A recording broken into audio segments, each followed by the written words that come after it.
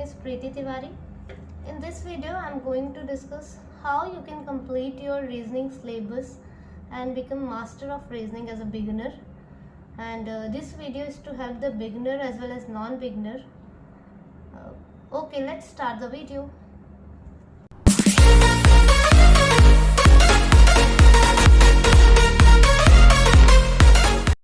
Okay friends, so the main purpose of making this video is कि जो reasoning है वो काफ़ी न्यू होती है स्टूडेंट्स के लिए. उनको नहीं पता होता कि क्या पढ़ना है रीजनिंग में, क्या नहीं पढ़ना है, because maths and English is something that we study in our school and even in colleges. So इसीलिए मैथ्स और इंग्लिश में हमारी प्रायर अंडरस्टैंडिंग होती है, हमें पता होता है कि हाँ हमने इंग्लिश में ये करना है, मैथ्स में ये करना है. पर हाँ उस पर भी हमें कंसंट्रेशन करना पड़ता है क्योंकि न्यू तो होता है ये हमारे लिए, पर इतना न्यू नहीं होता. ठीक है, तो रीजनिंग जो है वो हमें बिल्कुल ही न्यू होती है हमारे लिए. तो अगर आप बिगिनर हो तो आप कैसे स्टार्ट करोगे? First of all you have to search the syllabus. Syllabus search करना पड़ेगा आपको.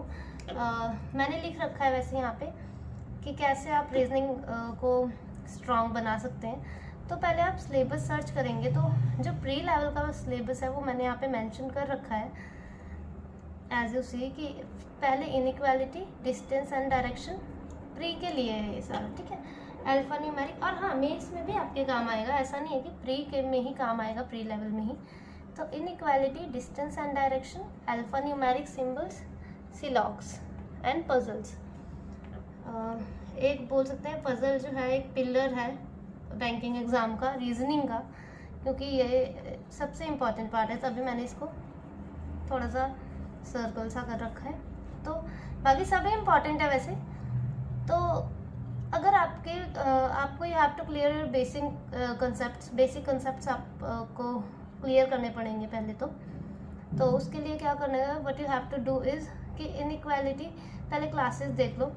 तो क्लासेस जो है ना, जो मैंने ऑनेस्टली मैं बताऊंगी, जो मैंने जिन सर को फॉलो किया, जिन टीचर्स को फॉलो किया मैं उनका बारे में आपको बताऊंगी कि आपका टाइम ना वेस्ट हो यूट्यूब में कि आप ने एक टीचर का पढ़ा, आपको नहीं समझ आया, दूसरे टीचर का पढ़ा. मेरे को समझ आया, ज़रूरी नहीं आपको भी आ जाएगा. वैसे आप देख लेना किसी और का भी, पर मेरे को जिससे आया मैं उनका बताती हूँ. मुझे जो रीजनिंग आई वो पुनीत सर से आई है. तो पुनीत सर की क्लासेस है, पुनीत करके नाम है उनका, PU वेट,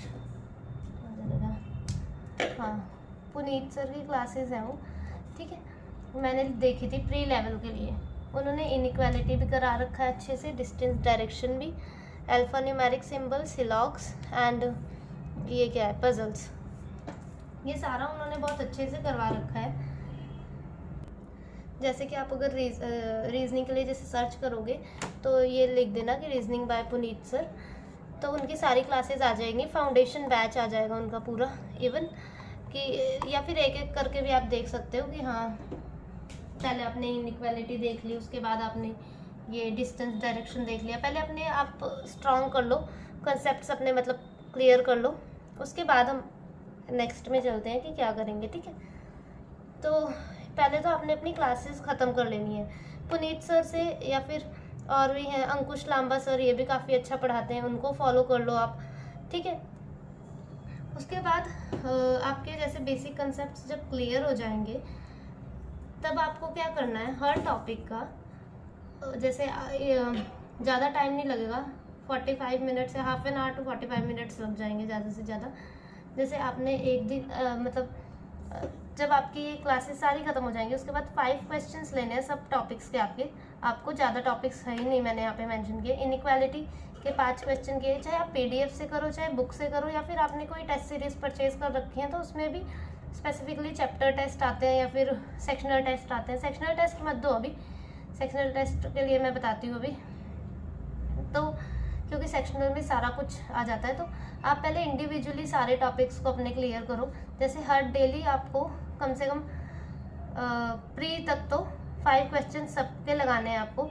5 क्वेश्चन इनइक्वालिटी के, 5 क्वेश्चन डिस्टेंस डायरेक्शन के, 5 क्वेश्चन अल्फा न्यूमेरिक के, 5 क्वेश्चन सिलॉग्स के. उसके बाद जो पजल्स बनानी है वो मैंने लास्ट में लिख रखा है. तो आपको ये डेली रिवाइज करना है और पजल्स जो आपको बनानी है वो डेली पजल की प्रैक्टिस करनी है। प्री लेवल की पजल बहुत हार्ड नहीं होती, 5 to 10 पजल्स आपने डेली बनानी है, क्योंकि रीजनिंग में हर बैंकिंग एग्जाम्स में काफ़ी पजल्स आती हैं, ठीक है। तो इनके लिए पजल के लिए आप पुनीत सर को फॉलो कर लो, या तो फिर अंकुश लांबा सर को कर लो। एक हर्षल सर है, वो भी अच्छा पढ़ाते हैं, पर उनको मैंने फॉलो किया था, पर मेंस के लिए क्रिटिकल रीजनिंग में पढ़ती हूँ उनसे, ठीक है। तो उसके बाद आप, मैंने बताया चैप्टर टेस्ट दे दो आप, ठीक है। देन अगर जब आपके टॉपिक्स, जैसे आपने वीक में 2 बार सेक्शनल टेस्ट भी दे दिए, 2 या 3 बार सेक्शनल टेस्ट रीजनिंग के दे दिए आपने, आपको पता चलेगा कि आप कहाँ पे स्टैंड कर रहे हो, आपके कौन सा वीक पॉइंट है, कौन से आपको स्ट्रांग है, मतलब आपको सब पता लगेगा। तो आप सेक्शनल टेस्ट भी देते रहिए, और practice quizzes is must. Text book में, ऑलिव में, गाइडली और प्रैक्टिस मोक, ये सब गूगल पे आप डालोगे, इनके क्विजेस चलते रहते हैं रीजनिंग के, छोटे छोटे से ही होते हैं, 3 to 4 मिनट्स, 5 मिनट्स हार्डली मान लो, ठीक है। तो प्रैक्टिस क्विज की प्रैक्टिस वहाँ से करते रहो रीजनिंग के लिए। और कैसे स्ट्रॉन्ग कर सकते हो आप, देखो प्रैक्टिस तो आपको ही करनी पड़ेगी। प्रैक्टिस जितना प्रैक्टिस करोगे उतना ही, चाहे रीजनिंग हो, चाहे क्वांट हो, चाहे इंग्लिश हो, सब चीज़ें जो है आपकी स्ट्रॉन्ग कैसे होंगी, प्रैक्टिस से ही होंगी।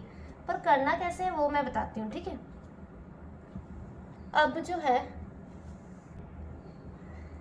उसके बाद ये डेली पजल की प्रैक्टिस होगी। जब आपको, आप ना एक जो है वीकली मॉक भी दिया करना। वीकली मॉक से होगा क्या, वीकली एक मॉक दिया करना, वीकली 1 मॉक, चाहे तो आरआरबी, जिस भी एग्ज़ाम को आप टारगेट कर रहे हो, पर मैं तो सबके ही बोलूँगी, जैसे कि जब बैंक का कर रहे हो तो सभी को सारे एग्ज़ाम, सारे बैंकिंग के फॉर्म्स फिल करें, तो आरआरबी पीओ का दे दिया एक वीक, ठीक है। चाहे तो आईबीपीएस प्री, आईबीपीएस पीओ, ठीक है। इन सब का मतलब एक ही दिन नहीं सारे करने, जैसे आज इस संडे आपने आरआरबी प्री का दे दिया, अगले संडे आप आरआरबी पीओ का दे दो, और नेक्स्ट वाले आईबीपीएस प्री का दे दो, तब तक तो प्री आ ही जाएगा वैसे। तो जिस भी एग्ज़ाम को आपने टारगेट कर रखा है वैसे, उसके बाद देखो, पहले तो करना क्या है कि आपने वीकली 1 मॉक तो देना ही है, उससे आपको पता चलेगा कि आपकी रीजनिंग जो है कहाँ तक मतलब पहुँची है अभी तक। तो वीकली 1 मॉक मैंने क्यों लिखा है कि आपको ना कम से कम पता चले कि आप कहाँ पे स्टैंड कर रहे हो, कितना आपको आ गया है, ठीक है। उसके बाद मॉक से आपको ये भी पता चलेगा आपकी जो प्री है आपका कहाँ तक पहुँचा है, आपका स्ट्रांग हो गया है कि नहीं हो गया है, ठीक है। If your basic is strong, then उसके बाद क्या करें, अगर आपका बेसिक स्ट्रांग हो गया, उसके बाद आगे क्या, go and solve the mains level puzzles. Mains level puzzle ही नहीं, मेंस लेवल के टॉपिक जो भी हैं, ये इनइक्वालिटी, डिस्टेंस, डायरेक्शन, ये सारे टॉपिक्स मेंस में आते हैं, पर हाँ इनका लेवल जो होता है वो थोड़ा सा हाई हो जाता है, ठीक है। इसमें थोड़ा इजी लेवल के आते हैं प्री में, और बाकियों में आईबीपीएस, एसबीआई वगैरह, मतलब सारे में ही, मेंस में सब में टफ आता है, ठीक है। तो मेंस एग्जाम के लिए आप क्या करोगे, एक चैनल है स्टडी नीति करके, वो coded inequality, coded distance and direction, coded alpha numeric symbols, वो काफ़ी अच्छे से पढ़ा रखा है उन्होंने। तो कोडिड वाले जो जितना भी मैंने अभी आपको बताया वो सब आप उनसे क्लासेस करके आप अपने मेंस को स्ट्रॉन्ग कर सकते हैं। उसके बाद क्रिटिकल रीजनिंग जो है वो हर्षल सर से आप पढ़ सकते हैं, उन्होंने अच्छा पढ़ाया, उनकी काफ़ी लॉन्ग ड्यूरेशन की एक क्लास भी है, पता नहीं कितने आवर्स की है वो। हाँ, क्रिटिकल रीजनिंग के से जो है आप वो हर्षल सर से कर सकते हैं। और हाँ, मेंस लेवल की पजल जो है वो अंकुश लांबा सर से आप पढ़िए, वो काफ़ी अच्छा उन्होंने पढ़ाया, और उनकी 1000 सीरीज़ की पजल्स है, प्री भी है उसमें, मेंस में है, वो लगा लीजिए। बुक्स है आपके पास तो बुक्स से मतलब पढ़ लीजिए, और टेस्ट वगैरह लगाइए। उसके बाद मेंस के लिए देखो मैंने क्या किया है, मेरे पास काफ़ी सारी बुक्स वैसे मैंने तो परचेज़ की है। पहले तो मैं दिखाऊंगी कि ये आर.एस. अग्रवाल जो है, देखो आर.एस. अग्रवाल है ये मेरी, इसमें वर्बल और नॉन वर्बल रीजनिंग दोनों है। तो जो पजल्स की प्रैक्टिस मैंने की है ना, ऑनेस्टली जो पजल की मैंने प्रैक्टिस की है, जो पजल स्ट्रांग हुई है मेरी, वो मेरी इस बुक से हुई है, क्योंकि इसमें जो पजल है ना वो काफ़ी मतलब काफ़ी अच्छी तरीके से समझा भी रखी है, और टाइप्स भी हैं उसके अलग अलग। देखो दिखाती हूँ मैं, ये देखो, ये देखो comparison type, sequential order of things, family based puzzle, jumble problems. Next page में भी है ये classification type question, setting, placing, arrangement. तो सारा कुछ जो है इन्होंने अच्छे से समझा रखा है। तो जो पजल की प्रैक्टिस है वो मैंने इस बुक से की थी, पजल की प्रैक्टिस, और कोडिंग डिकोडिंग भी मैंने इस बुक से किया। और ये नॉन वर्बल रीजनिंग भी है, ये एसएससी वगैरह के लिए भी हमें काम आएंगी। तो मैंने थोड़ा बहुत एसएससी का सिलेबस पढ़ा था, पर अगर आप लोग बैंकिंग की ही टारगेट कर रहे हो तो आप रहने दो।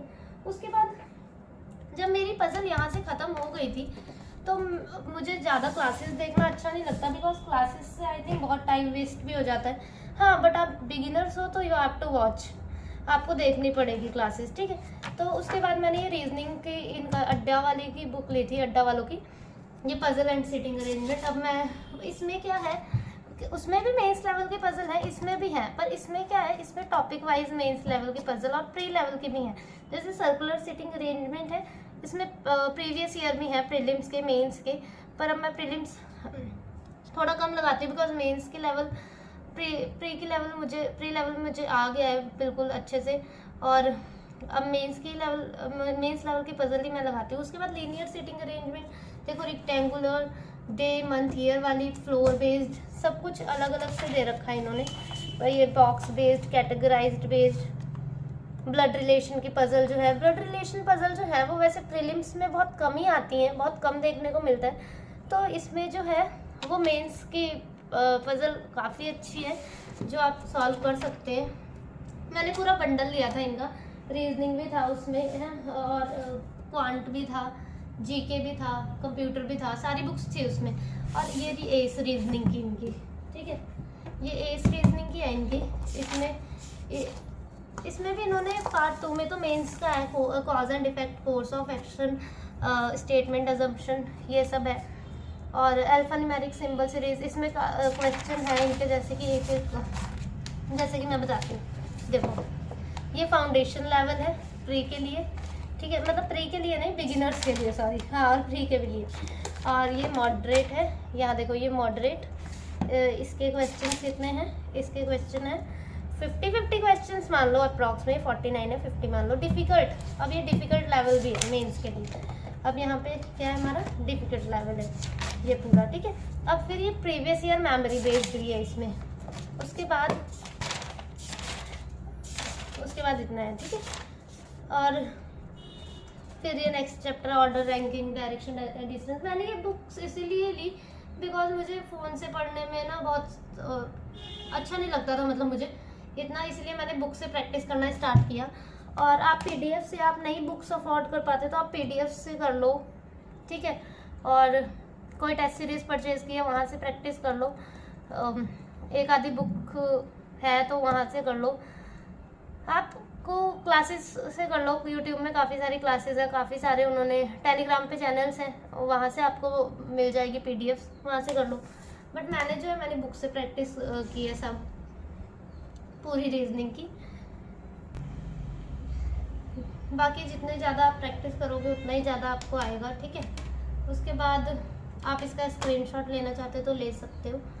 बाकी ये थी मेरी स्ट्रेटजी कि कैसे मतलब रीजनिंग को आप हैंडल कर सकते हो, हाउ टू हैंडल पजल्स, कैसे आप पजल्स को कैसे बना सकते हो। जब भी आप पजल बनाने बैठो ना तो आप एक टाइमर लगा लो अपने फ़ोन में, या फिर किसी अपनी वॉच में टाइमर लगा लो कि मैं एक पजल को, मेरे को कितना टाइम लग रहा है। देखो प्री लेवल की पजल तो है जो है वो आपको हार्डली 2 मिनट्स में तो बनी जानी चाहिए, 1 to 2 मिनट्स, 1 से 2 मिनट में प्री लेवल की पजल जो है वो बन जानी चाहिए, क्योंकि वो हार्ड नहीं होती हैं, वो इजी लेवल की होती हैं। तो बाकी ये थी स्ट्रेटजी वीडियो रीजनिंग की। Okay, so I hope you have understood what I want to say, and if you are new to my channel, kindly subscribe my channel Bankers Avenue. Thank you for watching this video.